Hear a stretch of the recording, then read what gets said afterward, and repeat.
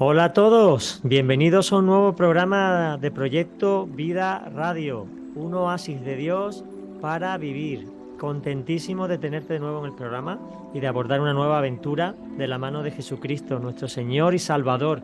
A Él le damos la gloria y la honra por este programa y por todo lo que hacemos. Espero que te encuentres bien y el objetivo del programa es que puedas apartar un tiempo sin que tengas que parar en tu actividad diaria, pero sí enfocarte en el Señor, enfocarte en las distintas áreas y disciplinas que el Señor nos administra a través de sus ministerios y de tantos hombres y mujeres de Dios que por todos lados están sirviéndolo con todo su corazón. Queremos que tengas un oasis en medio de la tormenta, en medio del desierto y pueda ser refrigerada por nuestro Señor Jesucristo. Ya sabéis que emitimos desde el 100.2 de FM en Radio Amanecer Málaga, la sintonía que te acerca a Dios. Emitimos desde Estéreo Visión Sevilla, la generación de cambio. Y bueno, muy importante, la Fraternidad de Pastores de Málaga y CEMA, el Consejo Evangélico Provincial de Málaga, nos respaldan. Tanto la producción como la realización corre a cargo de las Iglesias del Monte, Proyecto Vida y un servidor, Juan Carlos Segovia, como consejero de medios de comunicación de CEMA, pues te acompaña de la mano de Jesús, como dijimos antes, para abordar este programa, que es muy interesante. Ya sabéis que estamos haciendo una saga de la vigencia y de los valores de la Reforma Protestante en el siglo XXI, que para algunos a lo mejor el tema puede resultar el título un poco aburrido, pero es apasionante ver cómo Dios ha ido a lo largo de la historia haciendo cosas maravillosas y en el tiempo de la Reforma sobre la sociedad que tenemos, los valores y las virtudes y ventajas del sistema que tenemos hoy día tiene mucho que ver con lo que los reformadores hicieron en su época de la mano de Jesús. Y todo acompañado, por supuesto, con nuestro doctor en historia, Juan Manuel Quero. Juan Manuel, bienvenido al programa. Gracias, Juan Carlos. Un abrazo. Muy contento de estar contigo de nuevo y está resultando muy interesante. Los mensajes que nos dan es de que sigamos adelante, de que están siendo muy buenos Me alegro. y que hay que seguir fomentando esos valores porque conforman mucho de la sociedad que tenemos hoy, ¿verdad? Y de hecho, efectivamente, aquellos hombres y mujeres que en el pasado lucharon para que el Evangelio, que es el tema que vamos a hablar hoy, pudiese correr por todo el mundo, no estaban pensando quizás en ti y en mí, pero estaban pensando en la obra de Dios que tenía un futuro que hoy es nuestro presente, presente que se tiene que seguir proyectando con esos principios y esos valores que también ese tiempo se dieron. Qué bien. Hemos hablado de las 95 tesis, el programa anterior, ¿verdad? De la estrategia de Lutero de ponerlo el 31 de octubre, los contenidos. Y esta semana podemos hablar de la Biblia, ¿no? Que es el centro, digamos, de nuestra doctrina y de la revelación de Dios y ver qué ocurrió en ese tiempo y quiénes son las personas involucradas. Hablas en el primer apartado del capítulo 3 de los dos reformadores, ¿no? De la Reina Valera, la Biblia Reina Valera. Sí, cuando hablamos de la Biblia en la Reforma Protestante del siglo XVI, eh, y hablamos de ello desde España, yo creo que, bueno, podemos hablar de diferentes Biblias, de la importancia que se dio en la Reforma Protestante, pero podemos centrarnos ahora un poco en cómo fue el hecho de que la Biblia llegase a España en lengua vernácula, en el idioma que en España se estaba dando y cómo se realizó todo esto. Recordamos que en realidad cuando estamos hablando eh, de la reforma protestante, estamos hablando de la aplicación de la palabra de Dios, poniéndola en las manos y en los corazones de las personas. Y eso es fundamental. De hecho, cuando hablamos, refiriéndonos a ese resumen que se suele hacer de las 5 solas, pensando en la reforma protestante, la primera es sola escritura, es decir, la palabra de Dios como nuestra brújula, nuestra guía para nuestra conducta y forma de vivir. Entonces, entramos en un tema muy importante. Juan Manuel, un apéndice, un apunte. ¿Por qué las olas? Es porque había acompañadas, ¿no? En otros lugares, ¿no? Claro, las 5 solas hablan de las bases fundamentales sin más añadidos. Es decir, no hay otras escrituras que tengan digamos, esa inspiración que tiene la palabra de Dios. Ni esa ni otra. Es decir, Dios nos habla de forma especial por la revelación de las Escrituras, de lo que conocemos como la Biblia y sus libros canónicos reconocidos como tales, esos 66 libros que componen entre el Antiguo y el Nuevo Testamento. Y claro, el problema es que, y de esto vamos a hablar en estos momentos, es que la Biblia no estaba cercana a la gente, al pueblo, solamente la manejaban los clérigos y algunas personas, porque además la única y que era oficial dentro de la iglesia de aquel tiempo era la Vulgata Latina de Jerónimo, que solamente podían leerla quienes supiesen latín, es decir, gente formada y de élite, pero aparte de eso no solamente podían leerla, sino que a la hora de interpretarla y demás, tampoco podían hacerlo fuera del contexto de lo que era la misma iglesia y según los criterios impuestos. Entonces, todo esto se empieza a ajustar, a romper y a enfocar de manera adecuada desde la Reforma Protestante. De ahí el tema de la Biblia en la Reforma Protestante. Claro. Juan Manuel, todos tenemos en nuestra casa una Biblia Reina Valera y es porque tanto Casiodoro de Reina como Cipriano de Valera tradujeron la Biblia y el otro la revisó, ¿no? Cuéntanos un poquito de ello brevemente para que conozcamos algo bueno, más. esta sería la primera Biblia que yendo a los idiomas originales y haciendo, digamos, una traducción adecuada del griego, revisando también y teniendo en mano diferentes escritos, se traduce al castellano de manera que pueda circular en nuestro país. Había otras Biblias que anteriormente, no es la primera que se había escrito en el idioma castellano, pero eran Biblias como por ejemplo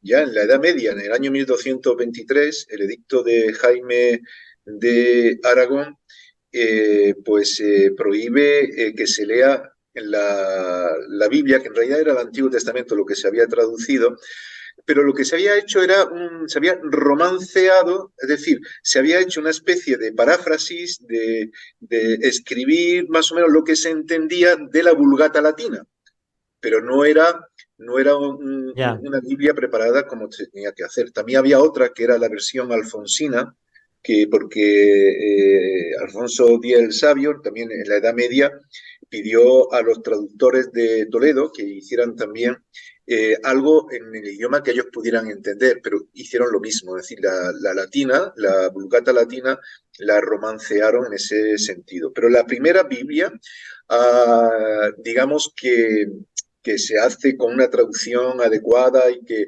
empieza a circular en España en lengua vernácula, sería la de Casiodoro de Reina. O sea, tú me preguntabas, Reina Valera, y claro, Reina Valera, que es la Biblia que nosotros podemos usar bastante y también toda Latinoamérica, porque tiene una gran importancia, nos habla de dos autores que son los que, digamos, hicieron este trabajo con el apoyo de otros materiales para que llegase esta Biblia. La primera fue la de Casiodoro de Reina y luego posteriormente la revisión de Cipriano de Valera. Por eso se cogen los apellidos del primero, Reina, y el apellido del segundo, que es Valera. Ellos eran monjes de Sevilla, ¿verdad? ¿De qué orden eran? Sí, en el tiempo de la Reforma Protestante en España ya estaban llegando libros de Lutero, estaban llegando escritos de Erasmo de Rotterdam y se estaban formando comunidades, podríamos decir, protestantes. Algunos los llamaban alumbrados porque se sentían iluminados por la palabra de Dios y buscaban que la palabra de Dios se conociera. Eso formaron unas comunidades en Valladolid, especialmente exactamente dentro de la provincia de Valladolid, pero era alrededor de Valladolid y también estaban las comunidades alrededor de Sevilla.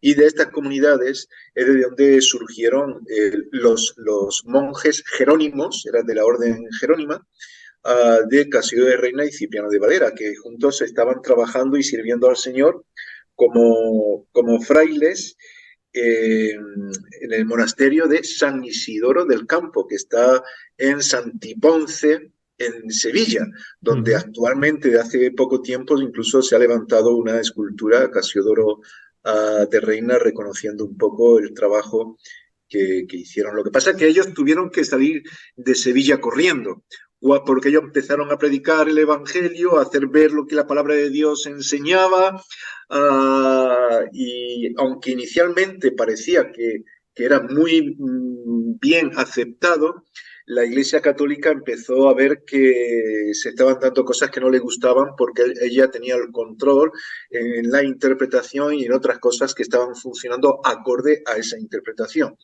Entonces, claro, a raíz de esa forma de vivir la palabra de Dios de manera personal y predicarla, la Inquisición, que ya estaba funcionando, empieza a perseguir a estas personas, a excomulgarlas, etcétera, etcétera. Y ellos salen juntos y de hecho Casildo de Reina llegará a Ginebra, de Ginebra a Frankfurt, que era el país donde nació su mujer, y de allí sintió, ya de hecho lo llevaba en su corazón, la importancia de publicar la Biblia en castellano para que se pudiera leer en España. Y fue en Basilea donde se hizo en el año 1569, en Basilea y en Suiza, la primera Biblia que se conoce como la Biblia de los... Se publicaron 2.600 ejemplares, aunque en 30 años ya no quedaban, y de ahí la necesidad de hacer una nueva publicación, y sería Cipriano de Valera quien haría esta revisión. Aprovechando ya algunas cosas y demás, pero entre otros motivos la revisión se debía a que no quedaban ejemplares, Qué bueno. se habían agotado. Ojalá pasara hoy lo mismo, Juan Manuel, que Sí. no haya ejemplares de tanto leerla, ¿no? Bueno, ya hoy podríamos hablar luego un poco de esto. También es importante tener cuidado con ciertas cosas, porque la importancia de tener una Biblia traducida y escrita con el rigor suficiente supone que no se introduzcan cosas extrañas con el nombre de la Biblia. Claro. Y eso es importante. De hecho, el trabajo que hizo Casildo de Reina fue tremendo. Utilizó diferentes documentos y otras personas trabajaron previamente. Siempre que hablamos de una persona parece que lo hizo él todo solo. Claro. Pero siempre hay otros que están sirviendo al Señor y están trabajando. Incluso algunos que Dios usó a pesar de que eran creyentes a su manera, como era Erasmo de Rotterdam, que era un humanista. El otro día hablábamos de él. Sí. Y con el documento que él preparó del Texto Receptus, que era una escritura muy bien preparada en griego, pues le sirvió a Casildo de Reina también para hacer su trabajo. Y otros escritos que también estaban circulando de la Biblia, que pues escribieron Juan de Valdés, tradujeron Juan de Valdés, Francisco de Encinas, bueno, y otros, Juan de Pineda.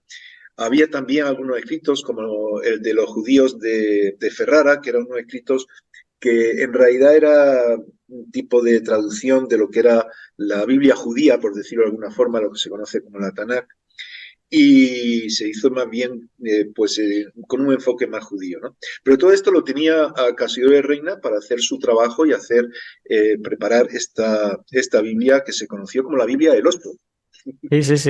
Sí. Qué interesante. Mira, hay un apartado en el libro que me sugiere misterio, un nuevo descubrimiento relacionado con la Biblia de Lutero. ¿A qué te refieres con ese descubrimiento? ¿Qué fue lo revelador?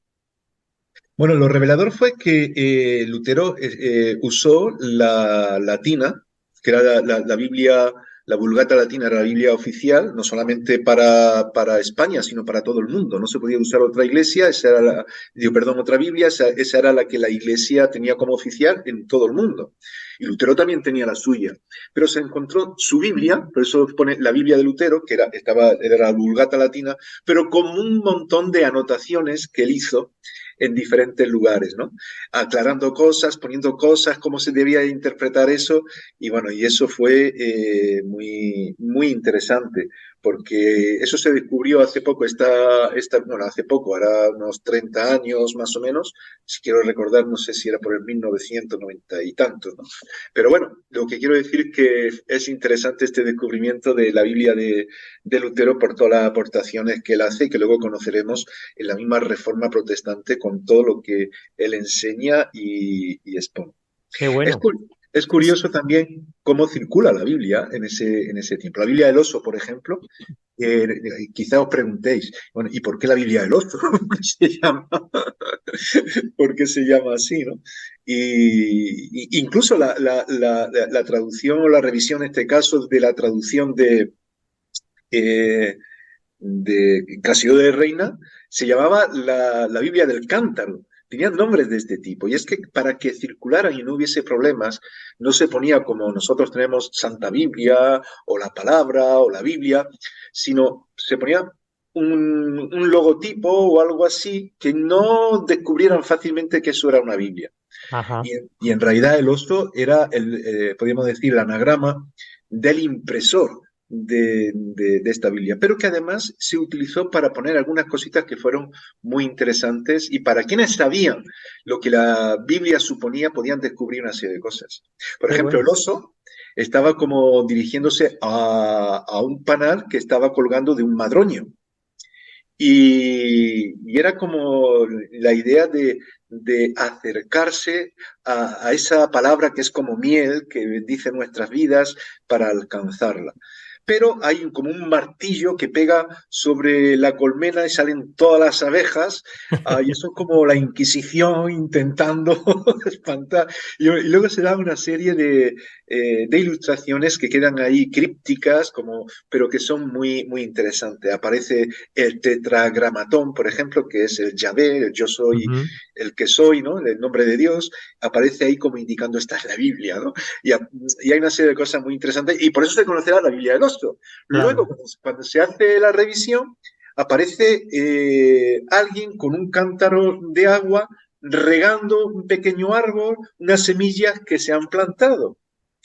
Y claro, pues se conoce como la Biblia del cántaro, pero ahí no ponía Biblia tampoco ni nada. Claro, claro. Y parecía que era una alusión, bueno, algunos dicen, porque tiene muchas cosas encerradas que ahora no nos da tiempo de hablar de ello, pero algunos dicen que se refería a ese pasaje bíblico de Primera de Corintios 3:6, donde dice, yo planté, Apolos regó Ujú. y el crecimiento lo da Dios. Todo a Dios. Pero hay quienes dicen que en realidad esa semilla, ese árbol que se había plantado ahí, era la Biblia de Casiodoro de Reina, que como ya se había agotado, ahora Cipriano de Valera como que está regando para que surja de nuevo, ¿no? Qué bueno. O sea, que no había nada en el azar, sino que todo tenía un Tenía propósito y una estaba muy bien explicación, estudiado, ¿no? tenía una Bueno, explicación eso. pues Juan Manuel, estamos terminando. Te quería hacer una última pregunta que también me sugiere curiosidad. Hablas de la religiosidad medieval con envoltorio moderno. ¿A qué te refieres en tu libro, en este apéndice? Sí, porque cuando hablamos de modernidad estamos hablando del Renacimiento, que para mí es muy interesante que el Renacimiento, el siglo XV, XVI especialmente, con la Reforma Protestante, que se está hablando bueno, el siglo XVI es el siglo de oro. Y ahí la palabra de Dios es muy importante. Y yo creo que da sentido a ese nombre que se da al siglo de oro por todo lo que se escribe, todo lo que surge, como el Quijote de Cervantes Ujú. en España, que está lleno de pasajes bíblicos. Algunos dicen que se puede leer la Biblia simplemente leyendo el Quijote por la cantidad de referencias que hay. Es muy interesante. Pero todo eso no surge solamente en la modernidad, sino que ya antes, en la Edad Media, ya se impulsaron escritos bíblicos que por eso digo, estaba envuelto pues en algo moderno porque iba a entrar, eso iba a ayudar luego a las traducciones a la Biblia de Lutero. Lutero también hizo su propia traducción que llegaría en idioma alemán, pero en aquel tiempo medieval estaba Wycliffe, por ejemplo, que él también hizo unas traducciones al inglés, o Juan Hus, que también, donde vienen los husitas, los lollardos, que también usaron todo esto. Es decir, que la Biblia empezó a circular de una manera quizás no muy adecuada, porque simplemente eran como traducciones de la Vulgata, no traducciones, sino lo que decíamos antes, ¿no? Se utilizaba la Vulgata simplemente para, con una paráfrasis, ponerla en el idioma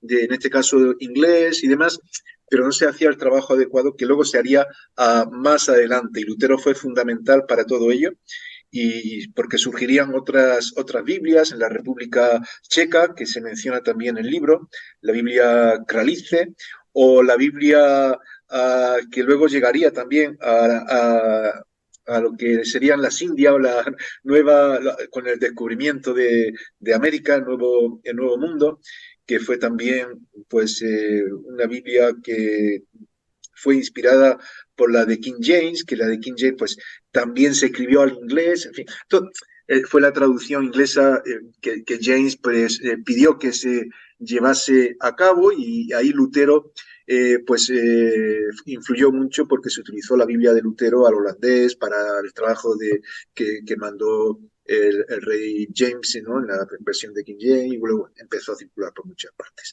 Bueno. Pero es el hecho del equipo trabajando y sirviendo desde la Edad Media, aportando, dando importancia, hasta que ya en el siglo de oro se hace un trabajo tremendo, concienzudo, ya con la imprenta descubierta, con la facilidad de poder imprimir, que todo eso ya facilitaría que la Biblia empezara a circular y transformara este mundo. Qué bueno. Pues ya estamos terminando, Juan Manuel. Interesante, que ha sido un esfuerzo arduo el tener nuestras Biblias, ¿verdad? Hoy la tenemos con mucha facilidad en nuestras casas y tenemos versiones de todo tipo, pero ha costado sudor y lágrimas y sangre, ¿no? El poder tenerla, y le damos gracias a Dios y a todos aquellos hombres valientes que estuvieron ahí para traducirla, revisarla, y los colportores que la distribuyeron por todas partes. Muy bien, pues muchas gracias, Juan Manuel. Animamos a que se compren el libro Valores y Vigencia de la Reforma Protestante en el siglo XXI, apostillo yo, hoy día es vigente y se puede comprar en Amazon, ¿verdad? Y a ti personalmente pondremos un apéndice en la descripción para que el que quiera pueda comprarla. Pues un abrazo, Juan Manuel. Un fuerte abrazo. Hasta el próximo programa. Gracias. Y a todos nuestros oyentes, qué interesante la Biblia, los protagonistas de esa Biblia de Reina Valera en el siglo XVI, y cómo gracias a Dios pues pudimos tener nuestra Biblia en lengua vernácula, en español, y ahora tú puedes leerla con toda facilidad. Te animo a que la leas. Supuso un gran esfuerzo para muchos y Dios nos la regala ahora para que podamos disfrutarla y transmitirla. Un fuerte abrazo, y recuerda que si quieres ver este programa lo puedes hacer en el canal de YouTube Iglesia del Monte, Proyecto Vida, o en la página web proyectovida.com. Y recuerda, nos vemos la semana que viene en un nuevo programa de Proyecto Vida Radio. Efectivamente, un oasis de Dios para vivir.